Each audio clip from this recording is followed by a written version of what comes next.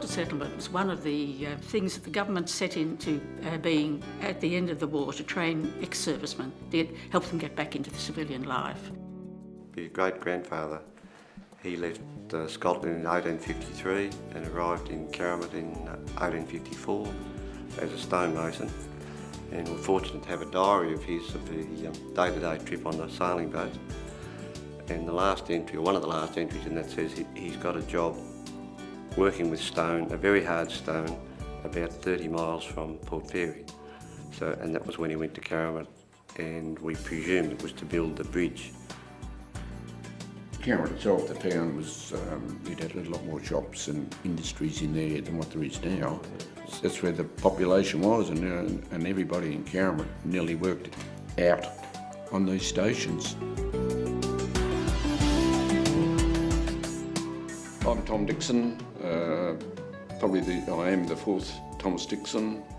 This is my brother Dan, and this is Pat Giles, a soldier settler's wife, I could say, I suppose. Soldier settlement was aimed to allow suitably qualified ex-servicemen to establish themselves on the land, to purchase land at a very low rate of interest over a very long period. They were very much aware when they established it that they didn't want to have a failure like after the First World War. It was an absolute disaster, you know. A lot of people just walked off the land. It was terrible. But this time they had the right people on the boards. They had local people on the boards that knew what the land was like, and they wouldn't take just any land. It was such a success that the government was repaid the money it had outlaid within 44 years. Our property was actually a reallocated property, and as a matter of fact, 27th of April is the day, is his birthday, and not only his birthday, but the day on which he received the key of the house, because by that time I was lucky that we had a house. We didn't have to go into a corrugated iron shed. But we had the house there, and being a city girl, of course, it was a bit, it was all a bit traumatic anyway. Just a short run of the history of the family. The great-grandfather, he left Scotland in 1853 and arrived in Caramut in 1854 as a stonemason. He had a unique way of splitting stone, which lets you tell, or it's a trademark, I suppose, of where he's been. And then the next generation from him, he was a Thomas Dixon too. He worked locally on different stations and properties.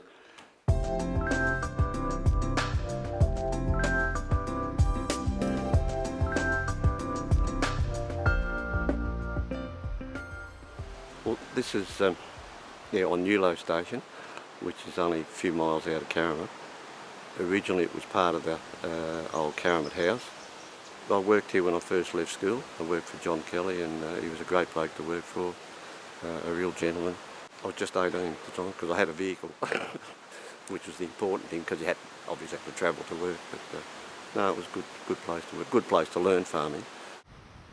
Roughly in about the late 1800s, this property would have probably employed 8 or 10 permanents. To maintain their income and everything, they had to do a lot of pasture improvement, so they could run the same amount of stock on less land, which this property did very successfully, did it very well.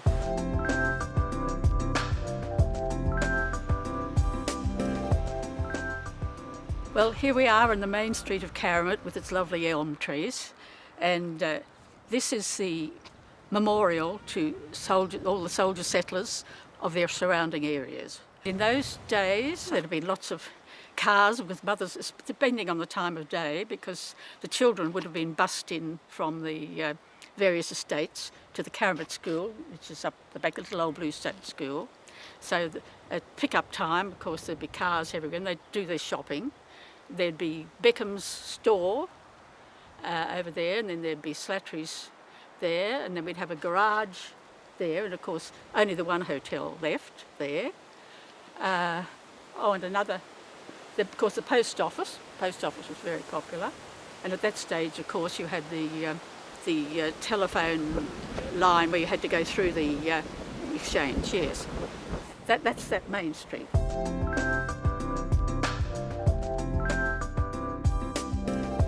Well, here we are on this bridge here, a couple of miles out of Caramut on the Chatsworth Road. Now, this bridge was built by my great-grandfather in 1866. But it's marvellous to see how this bridge has lasted so long and it's still solid. And at the time there was no such thing as trucks or the big trucks that we've got nowadays. So it's a tribute to the stonemasons that designed and built these bridges, and it's a great thing for history that we still have this this type of building or this bridge here.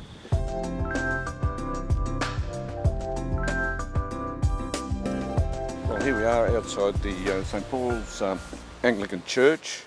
It's a very historical building here in Caramut, as you can see.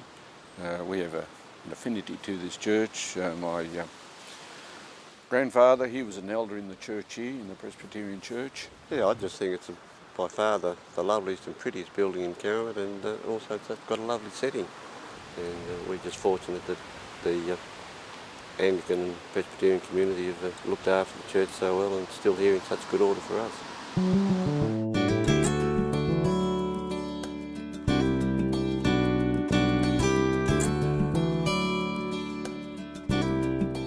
Yeah, so this is the end of our historical tour of Caramut.